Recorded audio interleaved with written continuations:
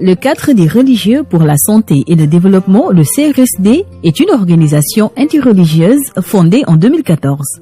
Il réunit l'ensemble des familles religieuses et les associations islamiques ainsi que les églises catholiques et luthériennes du Sénégal. Depuis sa création, le CRSD travaille en parfaite collaboration avec le ministère de la Santé et de l'Action sociale. Le CRSD se veut une institution de référence et de perfection au Sénégal et en Afrique pour l'éradication de la pauvreté et l'établissement du bien-être de l'individu et de la famille à travers l'amélioration de la santé et l'éducation universelle. Le CRSD a pour mission de contribuer à la promotion du bien-être des familles sénégalaises. Ces interventions ont fortement contribué à la baisse du taux de mortalité maternelle et infantile au Sénégal. Nous pensons que nous avons fait quand même des pas gigantesques, je qualifie de gigantesques. Il est clair que notre contribution sur la hausse du TPC a été significative. Et le ministère de la Santé a reconnu que le rôle des religieux, en tout cas, a été déterminant pour atteindre donc ce taux de 26 et quelques %. Et c'est pour cela que nous pensons que maintenant, au-delà de l'espacement des naissances, il y a aussi lieu de parler maintenant d'autres aspects ayant trait à la santé de la mère et de l'enfant, mais sous d'autres angles, quoi. L'espacement des naissances, bien sûr, étant la thématique la plus globale, la plus complète. Mais nous pensons que, par exemple, toutes ces autres thématiques-là, surtout la fistule, qui est aussi un drame, qui touche beaucoup de femmes, qui vivent avec avec la stigmatisation qui va avec et tout ça. Tout cela, et ce sont des thématiques qui sont importantes pour nous. Le cadre des religieux nous aide dans l'élaboration d'un argumentaire religieux. Vous savez que nous sommes dans un pays très croyant et le cadre nous aide à élaborer un argumentaire sur l'islam et planification familiale, mais aussi un argumentaire sur la chrétienté et la planification familiale. Et ces argumentaires nous ont beaucoup aidés à faire comprendre aux familles l'importance de la planification familiale, notamment l'espacement des naissances que nous prenons comme politique nationale. Le cadre des religieux nous accompagne dans le plaidoyer, puisque nous avons élaboré ensemble un film de plaidoyer appelé Engage, qui véritablement retrace tous les efforts qui ont été faits pour réduire la mortalité maternelle, mais aussi infante-juvénile, mais aussi insister sur les gaps à combler pour atteindre les objectifs dont nous sommes fixés. La planification familiale n'était pas acceptée autrefois. Il y avait beaucoup de barrières autour. Certains disaient que l'islam n'était pas d'accord et tout ça. Il a fallu l'implication des imams alors pour que les populations maintenant acceptent la planification familiale. Je vous avais dit l'autre fois que ce n'est plus matière à discussion dans notre pays, puisque nous l'avons débattu, nous avons démontré, alors par des versets coraniques, par des hadiths, la légalité religieuse de la planification familiale. Alors donc, ça c'est un apport que nous avons pu apporter, franchement, dans le programme du ministère de la Santé pour la planification familiale. Ce document n'est pas le premier, alors dans ce domaine-là. D'autres l'ont précédé, comme celui du professeur Abdelaziz Kébé.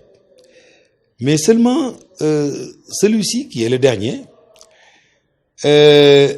a pu regrouper tous les propos que des chefs religieux de renommée nationale ont pu écrire dans le domaine de la planification familiale, à commencer par Tivaouane, par Kanen, par Niassène, par la famille omorienne, etc., etc. Aucun de ces religieux, de ces chefs religieux, n'a protesté les propos qu'on lui a prêtés alors dans ce document-là. Donc ça, c'est un plus que les autres argumentaires n'ont pas. L'Église luthérienne du Sénégal adhère principalement à ce CRSD, qui est le cadre des religieux pour son développement, parce que ce que le cadre des religieux pour son développement développe déjà fait partie des engagements de l'Église, qui est le développement holistique de l'homme, c'est-à-dire prendre tout l'homme ensemble, de son côté physique, moral, mais aussi matériel. Le cadre des religieux pour son développement parle de l'espacement de naissance ou de la planification familiale pour le bien-être social et pour le bien-être de l'homme. Pour ce fait, nous adhérons fortement à ces sensibilisations à nos fidèles, surtout les fidèles légalement mariés. Nous parlons fréquemment à nos fidèles en leur rappelant que l'être humain n'est pas une machine qu'on commande et l'être humain a besoin quand même d'utiliser sa conscience pour que sa santé parfaite revienne. Nous faisons des causeries dans les paroisses en collaboration avec toute la population, qu'elle soit chrétienne et musulmane. Nous faisons également des causeries, surtout avec les pasteurs, pour leur donner le message qu'il faut transmettre aux fidèles.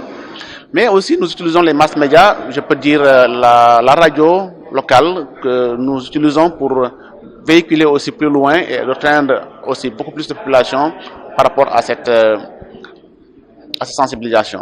Nous trouvons un souffle nouveau par rapport à cette question de planning familial ou même la fatigue de la mère ou de l'enfant ou de la mortalité infantile, parce que nous avons un dispensaire, Marguerite Davary, qui est de l'église luthérienne, et elle enregistre quand même des nombres et des chiffres importants qui nous montrent que les populations connaissent maintenant ce que c'est que la PF. La population maintenant commence à s'intéresser à ces questions qui n'étaient pas peut-être possibles avant. Depuis, disons, des années, même 2008, je dirais, nous étions dans un processus de repositionnement de la planification familiale au Sénégal. Et avec un aspect particulier à voir, c'est l'implication des hommes. Et quand on dit l'implication des hommes, c'est voir donc l'implication des religieux, puisque bon, c'est vrai, il n'y a pas que des musulmans dans le pays, il y a aussi des chrétiens, et voir comment est-ce qu'on pouvait faire pour essayer de faire comprendre aux populations l'importance de la planification familiale et ce qu'en pense la religion, tout simplement. Et donc, il fallait impliquer ces religieux qui ont pris, en tout cas, le problème à bras le corps et qui se sont investis à faire des recherches et à nous prouver que voilà ce que dit la religion. Et ça a permis de développer des argumentaires,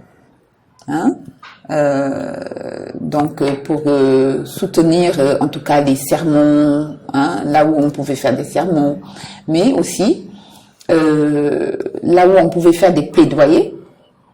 Et justement, avec l'aide de nos partenaires, le cadre des religieux pour la santé et le développement a développé un outil multimédia de plaidoyer, qu'on appelle le modèle Engage pour les religieux, et qui est en train d'être disséminé par exemple actuellement dans le pays, et donc qui va nous aider un peu à continuer à faire le plaidoyer dans les familles religieuses à l'endroit des religieux pour vraiment porter le message correct et aux populations.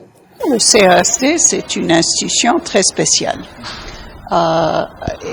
Il n'existe pas quelque chose pareil. Donc, c'est vraiment une création sénégalaise basée sur les institutions particulières du Sénégal. Ça a commencé avec la planification familiale, la santé de la famille, ce qui peut-être n'était pas la question la plus évidente, parce que c'est sensible. Et il n'y a pas d'histoire des institutions religieuses jouant des rôles dans cela. Mais quand même, on a pris l'occasion, ce qui est nécessaire dans la vie. Il y avait une opportunité. Et je crois que pas par pas, le CRSD, c'était d'abord très informel, puis c'était une association. Et maintenant, c'est une ONG formelle avec une capacité et avec vraiment un esprit de groupe qui est capital. Il est donc prévu pour ce programme-là d'introduire d'autres programmes dans notre plaidoyer auprès des communautés, notamment l'allaitement maternel exclusif, qui est un moyen d'abord de planification familiale, mais aussi qui a d'autres avantages sur le plan de la santé de la mère et de l'enfant. Il y a également la promotion de l'enregistrement des faits d'état civil. Vous savez que le religieux est au cœur pratiquement du processus de la vie, depuis la naissance jusqu'à la mort.